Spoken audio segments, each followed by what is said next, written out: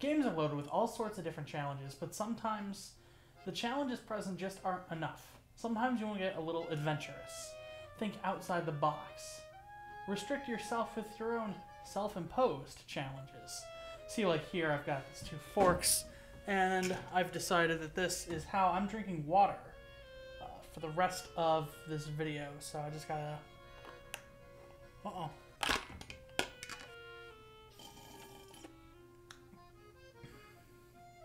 Satisfying. So I did it with the power of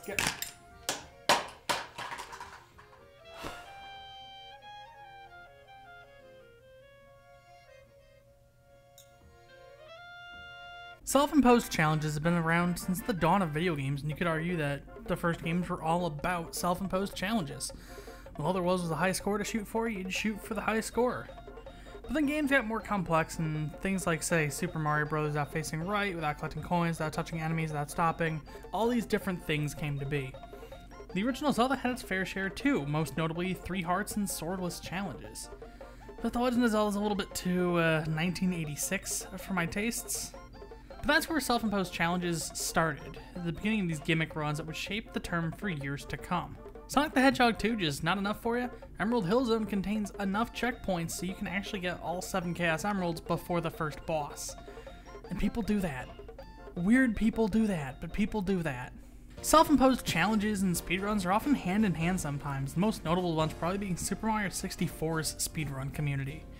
Running Super Mario 64 the normal way, you grab 70 stars, no real major glitches, can take a speedrunner about 50 minutes or so. That wasn't fast enough for some people, so they found a way to use Mips, the rabbit in the castle basement, to clip right through a couple doors, and then found out Mario can long jump upstairs the wrong way to gain massive amounts of momentum. Now people are beating the game in less than 20 minutes. But that still wasn't fast enough for some people, so with even stricter timing, people found out how to skip every level but the Bowser stages. And now Super Mario 64, a game that people usually spend 8 to 20 hours beating and used to be a triumph to run in under an hour, was knocked down to a mere 10% of its old record. You can beat this game in 6 minutes. While running this game is still difficult, even though it's considered one of the easier games to run because it's so well documented, its glitches do make playing through the game a lot more interesting. Tall mountains, snowman's land, tiny huge island, wet dry world, not a fan. Tick-tock clock, Rainbow Road, get out of here! I've personally become a fan of the 30-star run, as I could never get the hang of catching Mips, let alone clipping through doors with them. I'm kinda surprised that 30 stars never really became a popular run category. We shot straight from 70 to 16 back in May of 2004. Backwards long jumps not your thing? Hey, I get it. Run from a 1-up, don't press the A button. Don't press any button. Toss the game in the sink. 2 points. Here comes a segue. Sandbox games offer tons of room for experimentation and self-imposed challenges. Playing SimCity with just rails, no roads, city skylines as eco-friendly as possible, Planet Coaster just making really fast or long roller coasters, or you could just make your own Giznap. Just slam a restaurant over there, a hotel over there, bada bing bang boom, it's Giznap world. Terraria is a game I love dearly, and one of the things I really like about Terraria is its weapons. A lot of people apparently don't like these weapons though, because people are beating these game's bosses with the copper short sword you start the game with. Why are you like this? Minecraft is a prime candidate for these sorts of things. Oh, hold on, let me just... there we go. There's many self-imposed challenges when it comes to Minecraft, but the one I'm most fond of is loading up a default super flat map and try to survive hardcore mode, running from village to village collecting materials. It's kind of like the Oregon Trail, using up your supplies to keep you alive at night and dying to your own hubris an hour in. But it's fun. There also used to be a way to move the water level up and turn it to lava, which created an interesting twist on Minecraft where you kind of just burrowed underground and tried to make a living there. But they removed most of the world terrain generation options and replaced them with, like, just picking a biome to cover the whole map, which isn't very groovy. Not groovy, Mojang, Microsoft, whoever to blame. I'll blame somebody.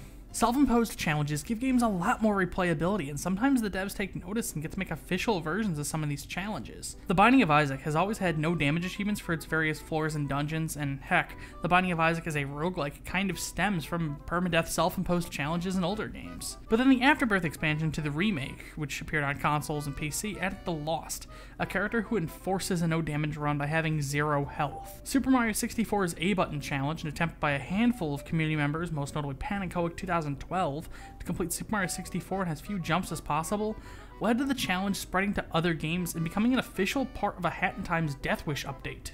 Sonic the Hedgehog, for Christ's sake, was born from Mario speedrunning, and the game is so speedrun friendly that the newest ones include online leaderboards and replays.